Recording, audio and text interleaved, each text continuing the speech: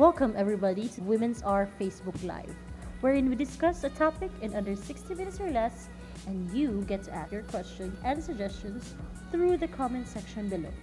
Every week, we introduce special guests who will be with us in every discussion, offering inputs and their own answers to all of your burning questions about gender, women, empowerment, and the issues that come along with it. I am your host for tonight's Facebook Live, Betina Uson, and with me are four wonderful and bright individuals who have varying expertise and stories to share this evening.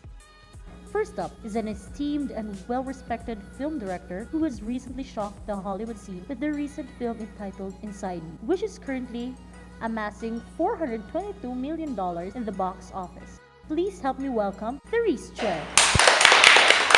Hello everyone, thank you Betina for having me. It's good to be here.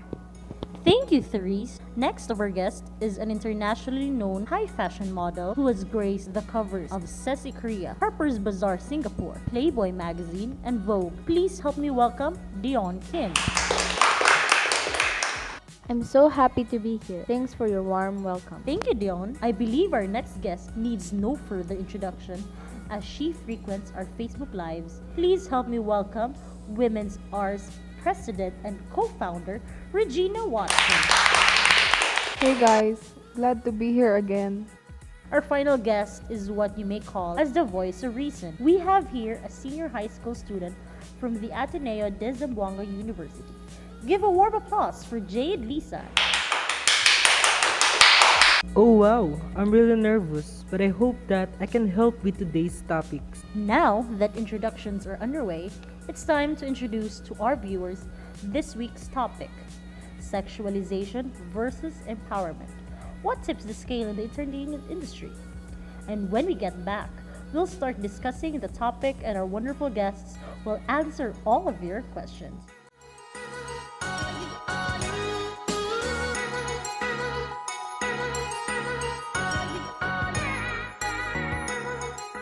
And we're back!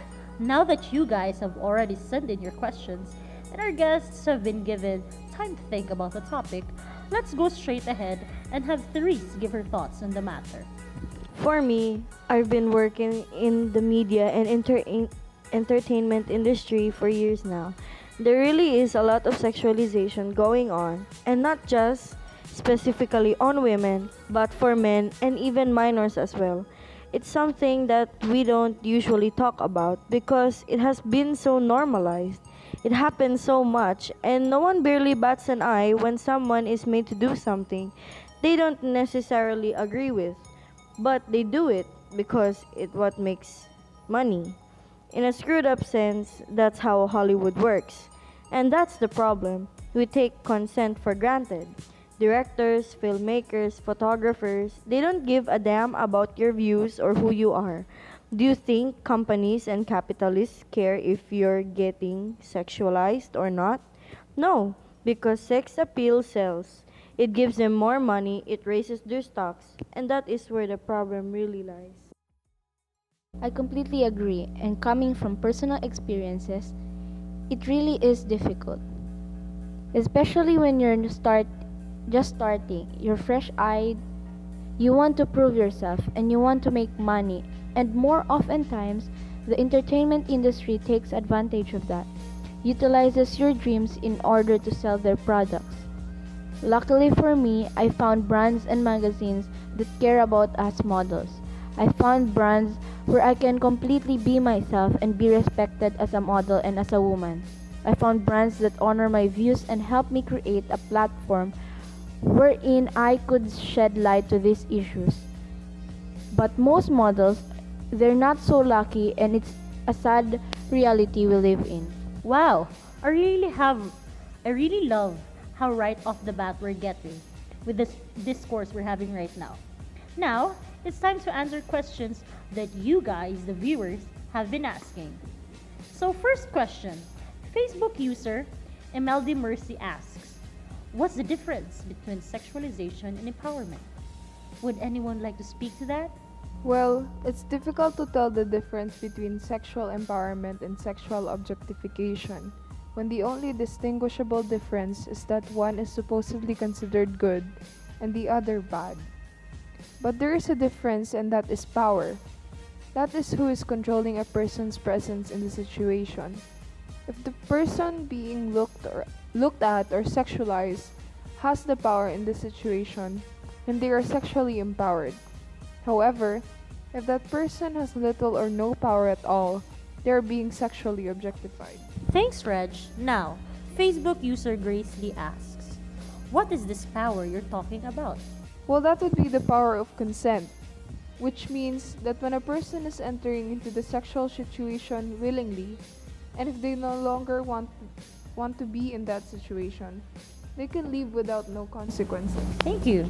Now, I would like to ask Miss Kim, in the entertainment industry, do issues of consent ever get brought up? In my case, I have been very vocal about what I want as a model and what I want to happen. I'm hands-on in my projects, and I want them to be something wherein other people can take one look and feel some sort of power for themselves. Like, if she could do it, so can I. So yes, the brands I work with respect me. However, beauty standards can somehow complicate things, especially in the entertainment industry.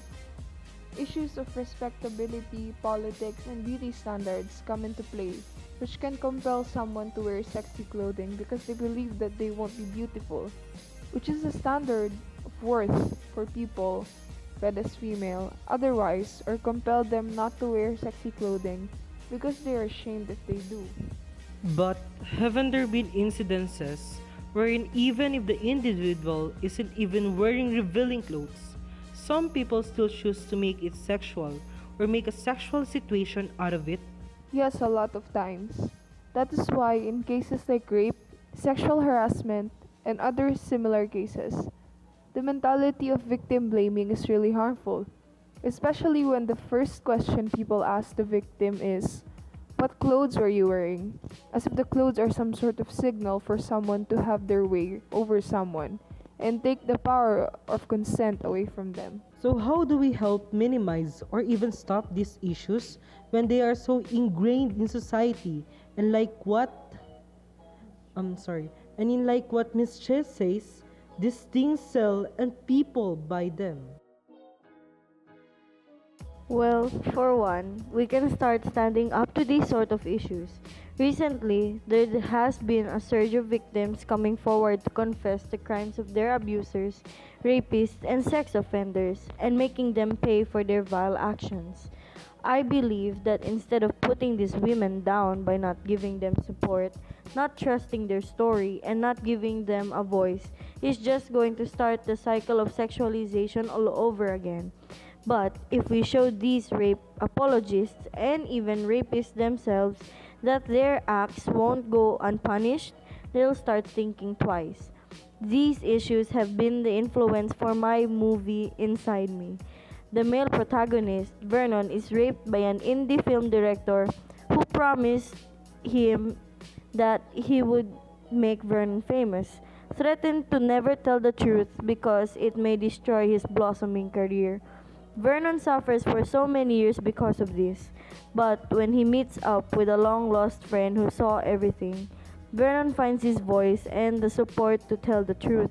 Stories like this often are buried under the rug because it is considered shameful or that young celebrities fear that they'll burn out too soon because of these controversies. This is what I want to show to my audience. It is what I want people to realize and think about. This may be fiction, but fiction is not something you'll pull out on thin air. Fiction will still hold a grain of truth, and this is my grain of truth. I totally agree. All these protests that we see on social media aren't for naught.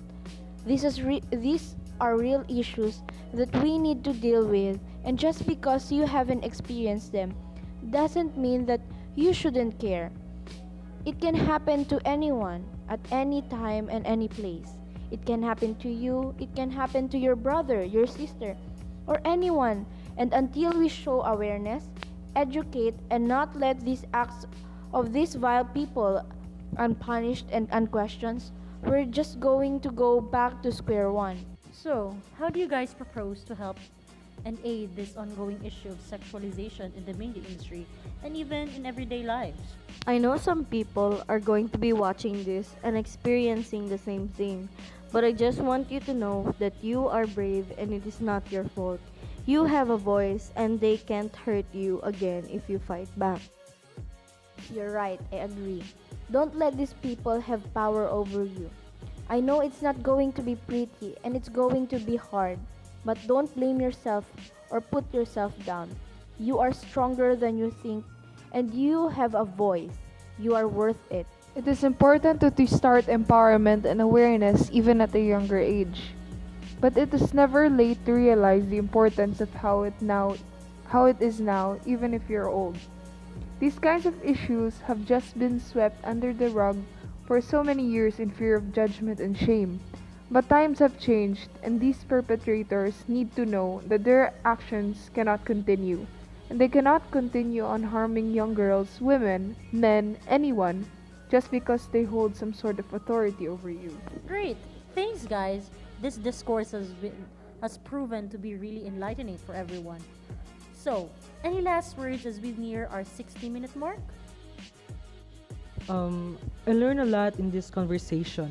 And one thing I pick up is you have the power over the situation. If you feel empowered by doing certain things, then it is your choice. The important thing I learned about here is consent and that it should never really be taken for granted or taken away for someone.